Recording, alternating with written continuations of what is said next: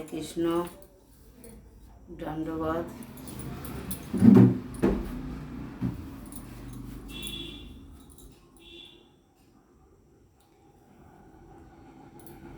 প্রথমে আমার গুরু মঠ এবং গুরু মহারাজকে দণ্ডবত। এবং বিষ্ণুপাদায় প্রভুপাদ বৈষ্ণবী আত্মনে শ্রীমতে ভক্তি প্রজ্ঞানজ্যোতি গোস্বামী ঠাকুর সামনিতে নমিনী নমঃ বিষ্ণুপাদায় প্রভুপাদ বৈষ্ণবী আত্মনে শ্রীমতে ভক্তিলাস তীর্থায় প্রবণ নমঃ বিষ্ণুপাদায় কৃষ্ণবিষ্ট ভূতলে শ্রীমতে ভক্তি সিদ্ধান্ত সরস্বতী গোস্বামী ঠাকুর সামনিতে নমিনী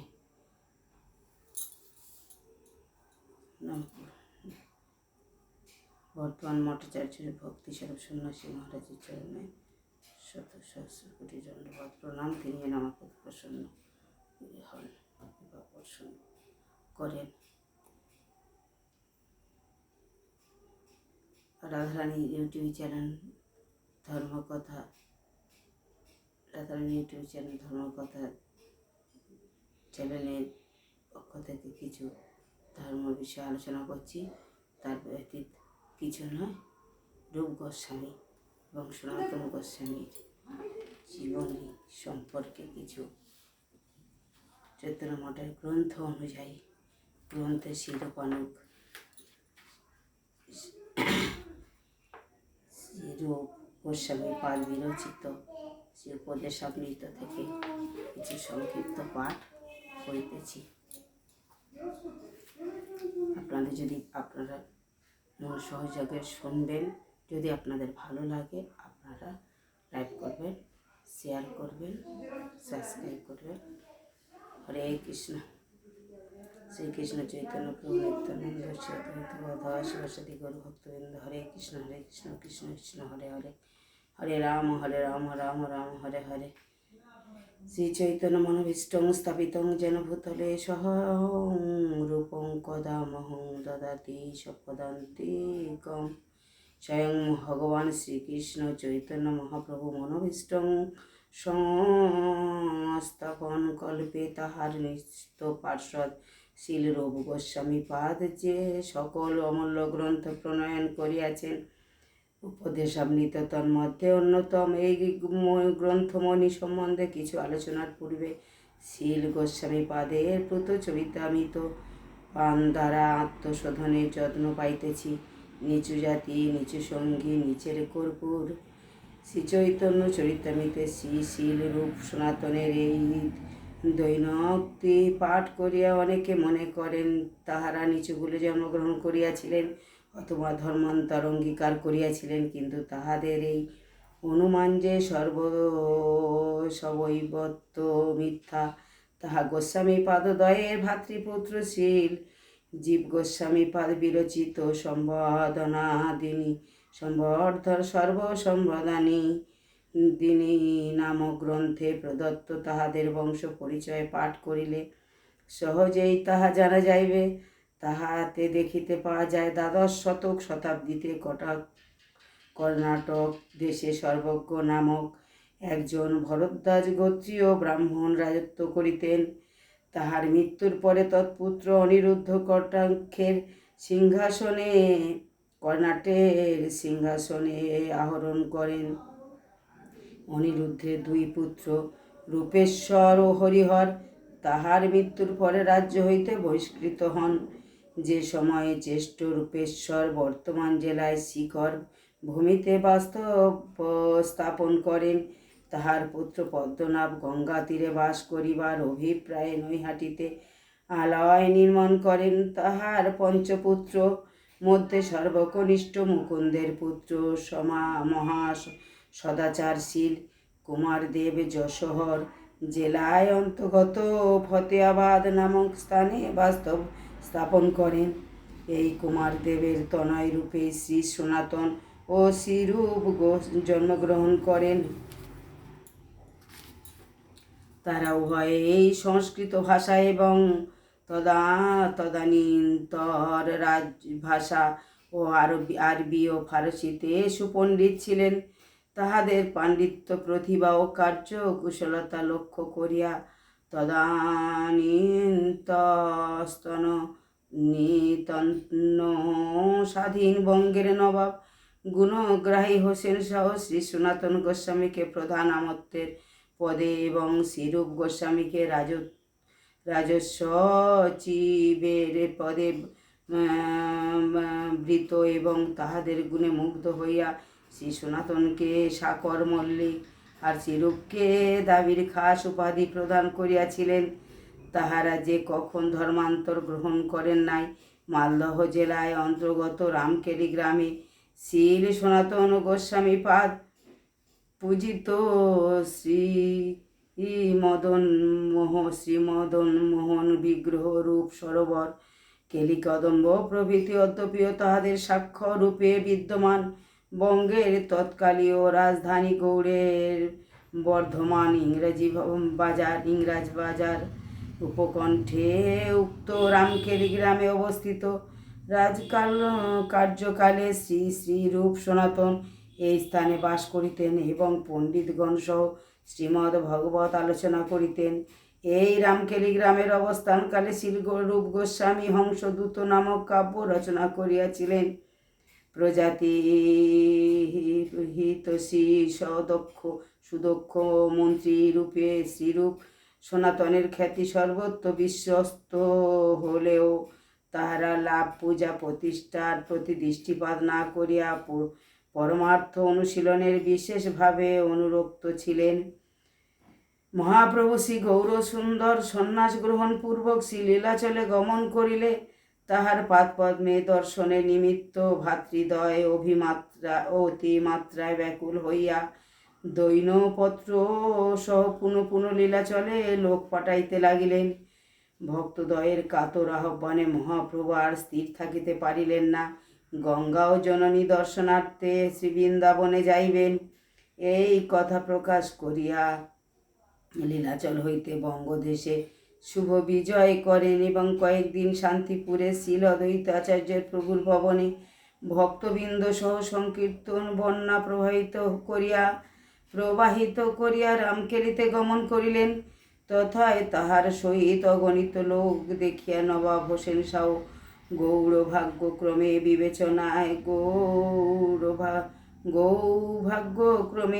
বিবেচনায় করিয়াছিলেন ইনি নিশ্চয়ই ভগবান হইবেন, নতুবা কদ্র কহীন সন্ন্যাসী এর পশ্চাতে এত লোক আসিবে কেন? শ্রীমান মহাপ্রভু এক বৈষ্ণব ব্রাহ্মণের গৃহে অবস্থান করিলেন। শ্রীরূপ সনাতন মধ্যরাত্রিতে রাজবেশ পরিত্যাগ পূর্বক 2 গুচ্ছ তৃণদন্তে ধারণ করিয়া মহাপ্রভুর পাদপদ্মে প্রণত হইলেন এবং শ্রীমান মহাপ্রভু জয়গান প্রসঙ্গে বহু দৈনোক্তি প্রকাশ করিলেন। মহাপ্রভু তাহাদিগকে উঠাইয়া আলিঙ্গন করিলেন এবং বলিলেন, তোমরা দৈন পরিত্যাগ করো। তোমাদের দৈনে আমার বুক ফাটিয়া যাইতেছে। তোমাদের দৈনপূর্ণ পত্র পাঠে স্থির থাকিতে না পারায় এখানে আসিয়াছি। তোমরা আমার নিজজন, শীঘ্র রাজকার্য পরিত্যাগ করিয়া আমার নিকটে চলিয়া আইসো। পরমার্থ বিষয়ে বহু কার্যভার তোমাদিগকে গ্রহণ করিতে হইবে। শ্রীমান মহাপ্রভু রামকেলি হইতে চলিয়া যাইবার পরে শ্রীরূপ রাজকার্য পরিত্যাগ পূর্বক অর্থাদি সহ নিজালয়ে আগমন করিলেন এবং অর্থ ব্রাহ্মণ ও বৈষ্ণবগণকে দান করিলেন। অবশিষ্ট অর্থের অর্ধ কুটুম্ব আদিগণকে প্রদান করিলেন। শ্রী সনাতনের ব্যয়ের জন্য 10 সহস্র মুদ্রা গৌড়ে এক মুদি ঘরে রাখিলেন। অবশিষ্ট অর্থ বিশ্বাসী ব্রাহ্মণগণের নিকটে রাখিলেন, যেন প্রয়োজন হইলে ব্যয় করিতে পারেন। মহাপ্রভু সে যাত্রায় শ্রী বৃন্দাবন যান নাই, কানাইয়ের নাটশালা হইতে লীলাচলে প্রত্যাবর্তন করিয়াছিলেন।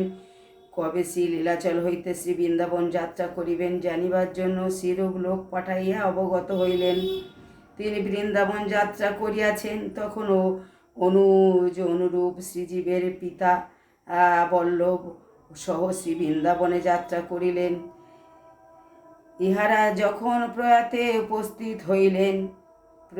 উপস্থিত হইলেন তখন শ্রীমান মহাপ্রভু শ্রী বৃন্দাবন দর্শনার্থে তথায় প্রত্যাবর্তন করিয়াছেন। এই স্থানে মহাপ্রভু প্রথমত শ্রীরূপ ও অনুরূপ সহ ত্রিবেণীতে অবস্থান করিয়াছিলেন। তৎপরে তথা হইতে বল্লভ ভট্ট নামক প্রসিদ্ধ টিকাকার পণ্ডিতের আহ্বানে যমুনার অপর পারে আড়াইলো গ্রামে তাহার ভবনে ভাতৃদ্বয় সহ শুভ বিজয় করেন। তথা হইতে প্রয়াগে প্রত্যাবর্তন করিয়া দশাশ্বমেধ ঘাটে শ্রীরূপের নিকটে ভক্তি সিদ্ধান্ত রসতত্ত্ব বর্ণন করেন এবং শ্রী ব্রজমণ্ডলের শ্রীলুপ্ত তীর্থ সমূহ উদ্ধার ও শ্রী বিগ্রহ সেবা প্রকাশ ও শুভ ভক্তি গ্রন্থমালা প্রণয়। 4 নম্বর ভক্তি সদাচার প্রবর্তন। এই 4টি কার্যের ভার অর্পণ করিয়া শ্রী বৃন্দাবনে পাঠান। শ্রীরূপ মহাপ্রভুর সহিত কিছুকালের জন্য লীলাচলে যাইবার অনুমতি প্রার্থনা করিলে মহাপ্রভু তাহাকে বৃন্দাবন দর্শনার্থে লীলাচলে যাইবার কৃপাদেশ প্রদান করিলেন। শ্রীরূপ অনুপ সহ মথুরায় উপস্থিত হইয়া শ্রীমান মহাপ্রভুর অন্তর্গৃহীত সুবুদ্ধি রায় ও শ্রীল মাধবেন্দ্র পুরীপাদের অনুকম্পিত সানরিয়া বিপ্রের সহিত 84 কোশ ব্রজমণ্ডল দর্শনার্থে বঙ্গদেশে হইয়া লীলাচলে যাইবার জন্য গঙ্গা তীর পথে যাত্রা করিলেন। শ্রীরূপের রাজকার্য পরিত্যাগের কিছু পরেই সনাতন রাজকার্য পরিত্যাগের অভিলাষ নবাবকে জানাইলে, কিন্তু তিনি তাহা অনুমোদন করিলেন না। পক্ষান্তরে শ্রী সনাতন চলিয়া যাইবার আশঙ্কায় তাহাকে হাজতে আবদ্ধ রাখিয়া উড়িষ্যা বিজয়ে গমন করিলেন। শ্রী সনাতন কৌশলক্রমে কারারক্ষক বশীভূত করিয়া গোপনে চলিয়া আসেন এবং কাশীতে শ্রীমান মহাপ্রভু দর্শন পাইয়া মাসদ্বয় তাহার শ্রীমুখে সম্বন্ধ অভিধেয় ও প্রয়োজন তত্ত্ব অন্তিকা হরিকথা শ্রবণের সৌভাগ্য পাইলেন। তিনি শ্রীমান মহাপ্রভুর সহিত লীলাচলে যাইবার প্রার্থনা জানাইলেন। শ্রীমান মহাপ্রভু বলিলেন, এত দূর আসিয়াছ, শ্রী বৃন্দাবনে দর্শন করিয়া লীলাচলে আসিবে। শ্রীরূপ শ্রী অনুপকে আমি প্রয়াগ হইতে শ্রীব্রজধামে পাঠাইয়াছি। শ্রী সনাতন রাজপথে ও শ্রী বৃন্দাবনে গেলেন। শ্রীরূপ গঙ্গা তীর পথে প্রত্যাবর্তন করিলেন। তজ্জন্য পথিমধ্যে উভয়ের সাক্ষাৎকার হইল না। তাহা হোক, যা হোক, লীলাচল হইতে প্রত্যাবর্তন করিয়া 2 ভাই শ্রী ব্রজমণ্ডলে কঠোর বৈরাগ্যের সহিত ভজন করিতে থাকেন এবং শ্রীমান মহাপ্রভু আদিষ্ট 4টি কার্য সুষ্ঠুভাবে সম্পন্ন করেন। পরবর্তীকালে শ্রীজীব, শ্রী গোপাল ভট্ট, শ্রী রঘুনাথ ভট্ট, শ্রী রঘুনাথ দাস গোস্বামী চতুষ্টয় শ্রীরূপের সনাতনের আনুগত্যে শ্রী ব্রজমণ্ডলে ভজন ও সেবা কার্য সময়ের সহায়তা করেন। শ্রীরূপ বৃন্দাবন হইতে লীলাচলে যাইবার পথে গমনপূর্বক অবশিষ্ট অর্থের ব্যবস্থা করেন। লীলাচলে যাইবার কালে গঙ্গা তীরে অনুরূপ শ্রীরামচন্দ্র ধাম প্রাপ্ত হন। শ্রীরূপ শ্রীকৃষ্ণ লীলা সম্বন্ধীয় একটি নাটক রচনা অভিপ্রায়ে শ্রী বৃন্দাবনে বসিয়া এই নান্দি শ্লোক রচনা করিয়াছিলেন এবং তথা হইতে পুরীধামে যাইবার কালে সেই নাটক সম্বন্ধে চিন্তা করিতেছিলেন। উৎকল প্রদেশে সত্যভামাপুর গ্রামে দেবী তাহাকে স্বপ্নে আদেশ করেন, আমার নাটক পৃথক রূপে রচনা করিও। আমার কৃপায় তোমার নাটক অতি উত্তম হইবে। লীলাচলে উপস্থিত হইলে শ্রীমান মহাপ্রভু শ্রীরূপকে বলিয়াছিলেন, কৃষ্ণের বাহিরি নাহি করিও ব্রজ হইতে, ব্রজ ছাড়ি কৃষ্ণ কবু না জান কাহাতে।